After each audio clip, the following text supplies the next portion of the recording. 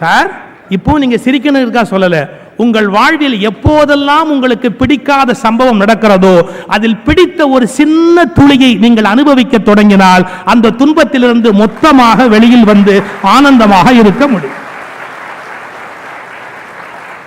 இத மகரிஷி கத்துக் கொடுத்திருக்கார்.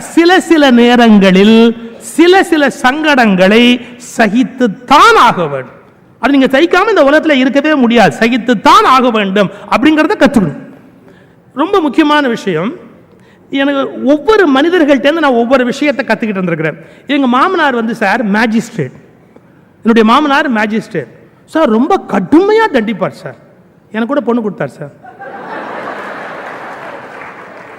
நான் ரெண்டையும் அடுத்தடுத்து சொல்லிட்டணும் இல்ல. ரொம்ப தண்டிச்சதுக்காக ஒரு பிராயச்சித்தம் பண்ணணுமே அப்படிங்கிறதுக்காக அவர் எனக்கு பொண்ணு கொடுத்தான்னு வச்சுங்களேன். எப்படி வேணா எடுத்துங்க. ரொம்ப கடுமையா அந்த அவருடைய அப்ரோச்சே வந்து ரொம்ப கடுமையா இருக்கும். ஆனா அவர்கிட்ட கத்துக்க வேண்டிய விஷயம் ஒன்று இருக்கு. என்ன தெரியுங்களா? உலகத்திலேயே கஷ்டமான விஷயம் ரெண்டு வக்கீல் பேசுறது கேட்கறது.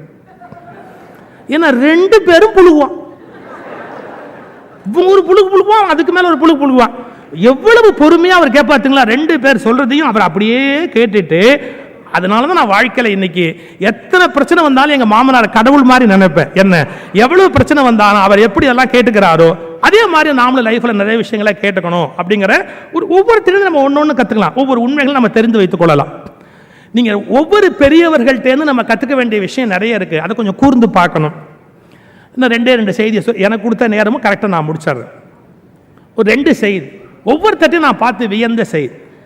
தபோவனத்தில் ஒரு சுவாமி இருந்தார், உங்களுக்கு தெரியும், ஞானானந்தகிரி. தபோவனத்தில் இருந்த ஒரு மிகப்பெரிய மகாத்மா. அந்த அவங்களுக்கு பஜன்ஸ்ல ரொம்ப இஷ்டம் உண்டு.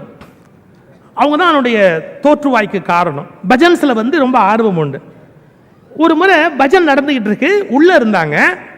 உள்ளேருந்து பஜனைக்காக கேட்கறதுக்காக உள்ளேருந்து நடந்து வழியில வர்றாங்க. சார், பஜன்ல ஒரு முறை இருக்கு. எப்படின்னா முதல்ல விநாயகரை பாடி, அப்புறம் மற்ற தேவதைகள் எல்லாம் பாடி, கடைசியா நீங்க ஆஞ்சநேயரை பாடி, பிறகுதான் மங்களசுருதி பாடி முடிக்கிறது அப்படிங்கிற ஒரு முறை இருக்கு. என்ன நடந்து போச்சு? ஞானானந்தகிரி அப்படி உள்ள வருகிற போது இந்த பஜனை பாடிக்கிட்டு இருந்த ஒரு பையனுக்கு ரொம்ப உற்சாகம் வந்து, கொடுமை என்னன்னா அவனுக்கு ஆஞ்சநேயர் பாட்டு தான் தெரியும். அவன் ஆரம்பிச்சிட்டான். இப்ப மத்த பஜனை பண்ணிக்கிட்டு இருக்காங்க பாருங்க, அவங்களுக்குலாம் கோபம். சுமார் சுமார் சுமார். ஏன்னா சம்பிரதாயப்படி பின்னாடி தானே பாடணும் அந்த ஆஞ்சநேயருடைய பஜனையை. இவன் முன்னாடியே பாடுறானே அப்படிங்கிறதுக்காக சுமார் அப்படின்னா அவன் கேட்க மாட்டேங்கிறான். அவரை பார்த்த உற்சாகத்தில் சத்தமா பாடுறான். அவரு ஒரே நிமிஷம் இந்த பிரச்சனையை பார்த்துட்டு ஒன்றும் சொல்லல, நடக்கட்டும் அப்படின்ட்டார். நடக்கட்டும். அப்புறம் என்ன பண்ண முடியும்? விட்டுட்டாங்க எல்லாம். அவன் ஆஞ்சநேயர் பாட்டெல்லாம் பாடிட்டு அப்புறம் மறுபடியும் அம்பாளை பற்றி பாடி இப்படிலாம் பாடி அந்த பஜனை சம்பிரதாய முறையை மாறி போய் பஜனை முடிஞ்சிருச்சு. வந்தவங்களுக்கு என்ன வருத்தம்னா, இந்த பையதான் விவரம் இல்லாம பண்றான், சுவாமிகளாவது திருத்த வேண்டாமா? அவர் நடக்கட்டும் அப்படின்ட்டாருன்னா இது எப்படி ஒத்துக்கிறது? அவங்களுக்குள்ள பேசிக்கிறாங்க பாலிடிக்ஸ். எல்லாம் முடிஞ்சது. சாப்பிட உட்காந்துருக்காங்க, பரிமாறுறாங்க. இவர் என்னமோ சொல்லிட்டார் அந்த பரிமாறுறவன்ட்ட. இந்த எல்லாருக்கும் இலை போட்டு சாதம் போட்டு பருப்பு போட்டு நெய் வரும்போது பாருங்க, இவனுக்கு முந்த நாளுக்கு நெய் போட்டுட்டு இவனை விட்டுட்டு அடுத்த ஆளுக்கு நெய் போட ஆரம்பிச்சாங்க. யாரு? நம்ம ஆஞ்சநேயருக்கு விட்டுட்டு அடுத்த ஆளுக்கு நெய் போட்டு அப்படியே பரிமாற ஆரம்பிச்சாங்க. அவன் நெய் நெய் நெய்ன்னு கத்திக்கிட்டே இருக்கிறான். நெய் வரல அவனுக்கு. இவர் அங்கேருந்து பார்த்துக்கிட்டு தான் இருக்கிறார். எல்லாம் முடிஞ்சது. அதுக்கப்புறம் சாம்பார் வந்து, ரசம் வந்து, எல்லாம் முடிஞ்சு தயிர் வந்தது. தயிர் வரும்போது இவர் கிட்டக்க வந்து நின்றுட்டு ஞானானந்தகிரி சொல்றார், இந்த குழந்தை நெய் கேட்டானே விடலையோ விடலையோ அப்படி. அவன் எரிச்சல்ல சொன்னான், எல்லாத்திலும் ஒரு முறை வேண்டாமா? தயிர் சாத்துக்கு யாரா நெய் போட்டுக்குவாளா? என்ன சொன்னே திருப்பி சொல்லு. எல்லாத்திலையும் ஒரு முறை வேண்டாமா? அதேதான் பஜனையிலையும் ஒரு முறை வேண்டாமோ? ஆஞ்சநேயர் எப்போ வரணுமோ அப்பதான் வரணும், நெய் எப்போ வரணுமோ அப்பதான் வரணும். மாறி வந்தா நன்னா இருக்காதுரா குழந்தை, புரிஞ்சுதான்ட்டு போயிட்டு. எவ்வளவு பெரிய விஷயத்தை எவ்வளவு அழகா அந்த பையனை எப்படி எஜுகேட் பண்ணணுமோ அப்படி எஜுகேட் பண்றார். நீங்க மகான்கள்ட்டெல்லாம் பார்த்தா அது மாதிரியான விஷயங்கள் அப்படி கேஷுவலா சில விஷயங்களை சொல்லிட்டு போவாங்க. சார், சத்யசாய் பாபாவை பார்க்கறதுக்கு ஒருத்தர் போனார். அப்போ அயோத்தியில கரசேவக் பண்றதுக்காக பல பேர் போறாங்க. ஸோ ஒருத்தர் வந்து சத்யசாய் பாபாட்ட ஆசீர்வாதம் வாங்குறார். நான் அயோத்திக்கு போறேன், இந்த கரசேவை பண்ண போறேன், நீங்க எனக்கு ஆசீர்வாதம் பண்ணணும் அப்படின்னு சத்யசாய் பாபாவை கேட்கிறார். எங்க போற அப்படின்னார். நான் ராம ஜென்ம பூமி போறேன். கிருஷ்ண ஜென்ம பூமிக்கும் போயிட்டு வானார். இவனுக்கு ஒன்றும் புரியல.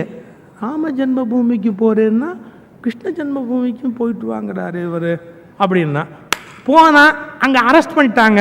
கொஞ்சம் உள்ளே இருந்தான், எல்லாம் முடிச்சுட்டு அங்கேருந்து மறுபடியும் பாபா வந்து பார்த்தான். நான் போனேன், ஆனால் நீங்கள் சொன்ன மாதிரி கிருஷ்ண ஜென்மபூமிக்கு போக முடியல, ஏன்னா அரெஸ்ட் பண்ணிட்டாங்க. அதைத்தான் சொன்னேன். கிருஷ்ணன் எங்கே பிறந்தான்? ஜெயிலில் தானே பிறந்தான். கிருஷ்ணன் எங்கே பிறந்தான்? ஜெயிலில் தான் பிறந்தான். அதைத்தான் சொன்னேன். பாருங்க, ஒவ்வொருத்தட்ட ஒவ்வொரு விதமான ஒரு குணம். நீங்கள் ஒரு செய்தி சொல்லி நான் முடிக்கிறேன். இப்படியெல்லாம் இருந்தால் நான் சந்தோஷமா இருப்பேன், இப்படியெல்லாம் இருந்தால் நான் மகிழ்ச்சியா இருப்பேன். கண்டிஷன் ஒரே ஒரு வார்த்தை, வாழ்க்கையை நிபந்தனைகளோடு சந்திக்காதீர்கள். வாழ்க்கையை வாழ்க்கையாக சந்தியுங்கள். உங்கள் நிபந்தனைகளுக்கு வாழ்க்கை ஒருபோதும் கட்டுப்படாது. ஸோ வாழ்க்கையை நிபந்தனைகளோடு சந்திக்க கூடாது. எம்.ஆர். ராதா சார், நான் ஆஸ்திகமாக சொல்றேன்னு இல்லை, எல்லா பக்கத்திலும் சிறப்பு இருக்குதானே செய்யுது.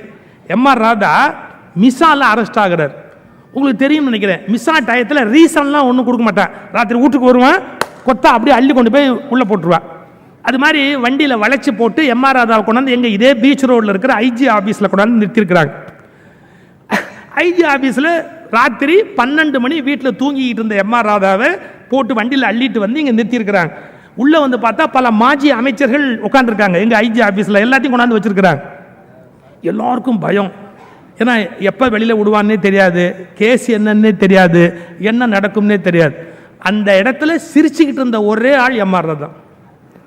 அவர் பாட்டுக்கு ஜாலியாக சிரிச்சுக்கிட்டே இருந்துட்டு அங்கே வரிசையாக ஐஜி படம் மாட்டியிருக்கு. இவர் கேட்டாராம், இவர் வந்து இந்த பீரியடில் ஐஜியாக இருந்தார், 1960 கணக்கு சொல்லி இன்ன வரைக்கும். இவர் ஐஜி அருள், இவர் ஐஜியாக இருக்கார். திருவள்ளுவர் படத்தை காமிச்சு கேட்டாராம், இவர் ரொம்ப நாளாக ஐஜியாக இருக்காரோ? திருவள்ளுவர் படத்தை காமிச்சிட்டு இவர் ரொம்ப நாளாக ஐஜியாக இருக்காரோ, ரொம்ப நாளாக இவர் படம் இருக்கு அப்படின்னு. இதுக்குள்ளே எம்.ஆர். ராதாவுடைய மனைவி அவர்களுக்கு செய்தி போய் அவங்க அங்கேருந்து அடித்து புரண்டு ஓடியாந்து அவங்க வந்து சொல்கிறாங்களாம், மாமா நீ ஏதோ எழுதி கொடுத்தா உன்னை விட்டுருவாங்களாமே மாமா, எழுதி கொடுத்துட்டு வெளியே வந்துருமாம்மா, எழுதி கொடுத்துட்டு வெளியே வந்துருமாம்மா. அவர் கேட்டார், என்ன எழுதி கொடுக்க சொல்கிறேன், நான் என்ன தப்பண்ணேன்னு எனக்கு தெரியாது, உள்ளே கொண்டாந்து வச்சுருக்கிறான், என்ன எழுதி கொடுக்க சொல்கிறேன்? அந்த போலீஸ் ஆஃபீஸர் கேளுமாம்மா, கேட்டுட்டு என்ன எழுதி கொடுக்குமா எழுதி கொடுத்துட்டு வெளியே வார். அவரை கேட்டிருக்கார். அவர் சொன்னார், நீங்கள் எழுதி கொடுத்தீங்கன்னா நாங்கள் விடத்தை பற்றி யோசிப்போம், எழுதி கொடுங்க அப்படின்னார். எம்.ஆர். ராதாவோட பஞ்ச் பாருங்கள். நான் என்ன தப்பண்ணேனே எனக்கு தெரியாது, வீட்டில் தூங்கிக்கிட்டு இருந்தேன், என்ன நீங்கள் கூப்பிட்டு வச்சிங்க, வேணா இப்படி எழுதி தரேன், இனிமேல் வீட்டில் தூங்க மாட்டேன் அப்படி.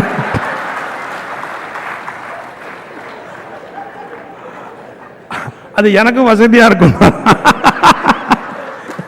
கடைசி அது எனக்கும் வசதியாக இருக்கும் அப்படின்னாரு. பர்வீன் சுல்தானாவுக்கு இன்னைக்கு விருது. பர்வீன் சுல்தானா எம்.ஆர். ராதாவை பற்றி ஒரு டாக்குமெண்ட்ரி பண்ணாங்க, அதை பற்றி என்கிட்ட பேசிக்கிட்டு இருந்தாங்க. ரொம்ப அருமையான, இன்னைக்கு வளருகிற பேச்சாளர்களில் பாரதியின் புதுமை பெண்ணாக வளர்ந்து கொண்டிருக்கிற நல்ல பேச்சாளர் பர்வீன். அவங்க ஒரு செய்தி சொன்னாங்க. நாடகத்துக்கு வர்றார் எம்.ஆர். ராதா, 6 மணிக்கு காரை நிறுத்துறாரு. நிறுத்திட்டு வரதுக்குள்ளே இதே மாதிரி ஹால் ரொம்ப இருக்குது. இந்த நாடக கம்பெனி போட்டவங்கலாம் கவலைப்படுறாங்க, இவ்வளோ கூட்டம் வந்துருச்சு, என்ன பண்ணுறது, இவ்வளோ கூட்டம் வந்துருச்சேன்னு. வந்திருக்கவங்க கல்யாணம் பண்ணுறாங்க, நாடகத்தை ஆரம்பி கத்துறாங்க. போய் சொல்கிறாங்க, அண்ணே பாருங்கள் நாடகத்தை ஆரம்பின்னு கத்துறாங்க அண்ணே அப்படின்னு. அவர் ஒரு ஆஃப் ட்ராயர் போட்டிருப்பாரு, ஒரு பெல்ட் போட்டிருப்பாரு, இந்த கையை வேறு அப்படி உள்ளே விட்டுக்குவார், ஒரு நாயை வேறு கூட்டிகிட்டு வருவார். அந்த நாயையும் கூட்டிகிட்டு நேராக அவர் பாட்டுக்கு ஸ்டேஜுக்கு அப்படியே வந்திருக்கார். கூட்டத்திலேருந்து, நடிகர்கள் நாடகத்தை தொடங்கு. அந்த நாயை கீழே நிறுத்திக்கிட்டு கையில் ஒரு பிஸ்கட் எடுத்து இப்படி காமிக்கிறார். அது கத்துது. ராதாவோட பஞ்ச் பாருங்க, ஏய் 6:30 தானே போடுவேன்,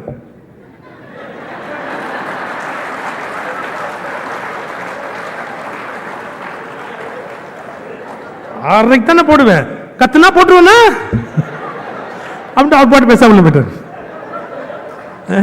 ஒரு சொல்ல வேண்டிய விஷயத்தையும் சொல்றான் மனுஷன், ஆனால் அதே சமயத்தில் அதுக்கு ஒரு டெக்னிக், உடனே அதை கையாண்டு அது எப்படி சொல்லணுமோ அப்படி சொல்லுகிற ஒரு ஆற்றல். நிறைய பேச்சாளர் இருக்கிறோம், ஒரு நேரத்தை நமக்கு பிரித்து கொடுத்துருக்குறாங்க. பேச்சாளர்களுக்கு ஒரு சின்ன செய்தி அடிக்கடி சொல்கிறது தான் அது. உபன்யாசகர் கோயிலுக்கு போனார், அதோட முடிச்சிடுறேன், நிஜமாகவே முடிச்சிடுறேன். உபன்யாசகர் கோயிலுக்கு போனார், பேசுறதுக்காக போனார். அவர் நேரம் பாருங்கள், கோயிலில் ஒன்றும் ஆளே இல்லை, காலியாக இருந்தது மைதானம். ஒரு தூண் இருந்தால் கூட ஏதோ நரசிம்மர் கர்ப்பத்தில் இருந்த நரசிம்மரோட அம்மா இருக்குன்ற தைரியத்தில் பேசலாம். எதிரில் ஒன்றுமே இல்லை, காலி மைதானம். இந்த உபன்யாசகர் பரிதாபமாக உட்காந்துருந்தார். குதிரை வண்டிக்காரர் இவரை கூட்டிகிட்டு வந்திருந்தார். இவர் பேசலாமா வேண்டாமான்னு யோசிச்சுக்கிட்டு இருக்கிறதுக்குள்ள அந்த குதிரை வண்டிக்காரர் வந்து முன்னாடி உட்காந்துட்டார்.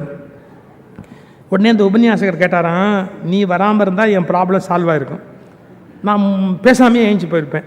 இப்போ நீ வந்துட்டே, அதனால் நான் பேசணுமா இல்லையான்னு எனக்கு தெரியல, கூட்டம் வரல, நீ மட்டும்தான் வந்து உட்காந்துருக்க, நான் பேசணுமா வேண்டாமா? அவர் சொல்லியிருக்கார், உங்கள் விஷயமெல்லாம் எனக்கு தெரியாது சாமி, ஆனால் ஒன்று மட்டும் தெரியும், நான் குதிரை வச்சுருக்கேன். இப்போ எங்கள் குதிரைகளுக்கு நாங்கள் கொள்ளு வைக்கிறதுக்காக போகிறோம். 30 குதிரை இருக்கணும் லாயத்தில், கொள்ளு வைக்கலான்னு 30 குதிரைக்கு நாங்கள் போகிறோம். அங்கே ஒரே ஒரு குதிரை இருந்ததுன்னா கொள்ளு வைக்காமல் வரமாட்டோம். ஒன்றும் பட்னியாக போட முடியாது பார்த்தீங்களா, அதனால் நாங்கள் கொள்ளு வைக்காமல் வரமாட்டோம் அப்படின்னு. இதை சொன்ன உடனே புரிஞ்சு போச்சு ஒன்றும் கவலைப்படாத அப்படின்னு நம்மளால் ஆரம்பித்து கீதை உபநிஷத்தை அது இதுன்னு போட்டு வேத கீதம் எல்லாத்தையும் சொல்லி பாட்டு ஆழ்வார் பாசனம் எல்லாம் சொல்லி 2.5 மணி நேரம் புடி எல்லாத்தையும் புழிஞ்சு முடிச்சுட்டு அவரை பார்த்து கேட்டாராம், எப்படி உங்கள் பேச்சையெல்லாம் எடை போட தகுதி எனக்கு கிடையாதுங்க, ஆனால் குதிரையை வளர்த்து பழக்கம் உண்டதுனால குதிரையை பற்றி ஒன்று தெரியுங்க. என்ன 30 குதிரைக்கு கொண்டு போன கொள்ளை ஒரே குதிரைக்கு வச்சு நாங்கள் கொல்ல மாட்டோங்க.